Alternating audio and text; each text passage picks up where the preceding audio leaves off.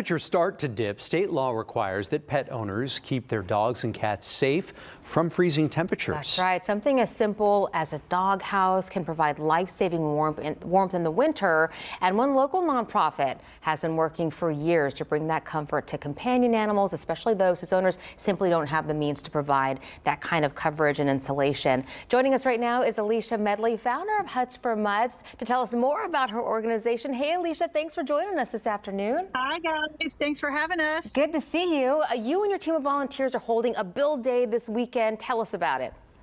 Yes, this December 14th, we're going to be at Alaska's Hope Rescue. We're going to build about 50 dog houses that will be given out for free in the Cleveland area. We brought y'all some needy dogs that were usually out in this temperature. They don't have any shelter. And so what we do is we build these really economy-sized dog houses. They're super warm for these dogs. And then we have Lydia, who's going to bring them out to them and deliver them for free. And then we also like to offer a free spay neuter, some flea meds, some hay to go in the house. So we can always use volunteers to come out Saturday to help us build. It's from 8 to 3. You can check out the Houston Mutts for Mutts event page for the address and for the information. Everybody's welcome, kids also. Lydia's cooking lunch for us, so that's awesome. And these guys will get some needy homes. Great way to get the community involved. Tell us about the families that you've been able to help and the difference that this makes for their animals. You know, we started out with doing dogs that live on chains, and we have expanded trying to do also stray dogs in the Cleveland area. There's a lot of dogs that just live on the streets, as Lydia and her groups can tell you, that they go out and street feed. So it's not just needy families. A lot of these are pet owners that just absolutely love their dogs, and they take in dogs off the streets that are just strays. And then just being able to provide them with the legal, so they don't get in trouble with the law, so that helps them a lot.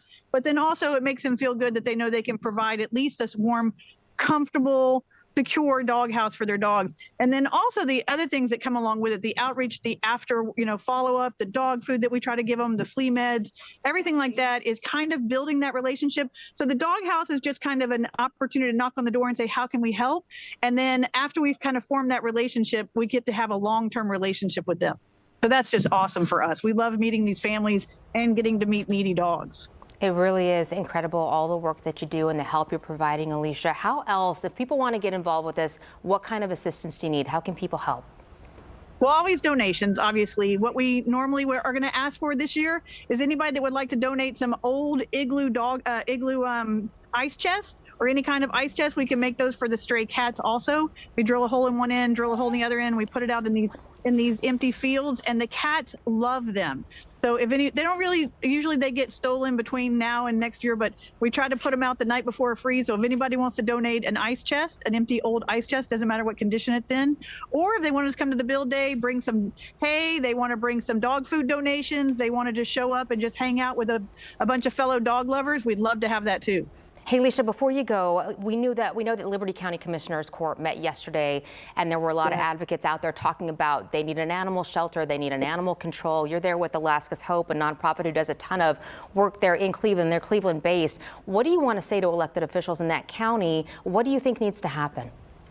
You know, I think it's great that we are talking about a shelter, but the number one solution is spay neuter. We need, if the commission is not willing to do that, maybe they can help fund some TNR programs for dogs. They can also fund, the county can fund some free spay and neuter events. We have the empty shelter. We have a lot of these great organizations that will come out, pick the dogs up. Lydia does a lot of that, pick the dogs up, take them. But spay and neuter really is free. Spay and neuter is the solution. All the shelters in the world, it's kind of like building more jails. If we don't stop the birth rate, then we really can't stop the death rate.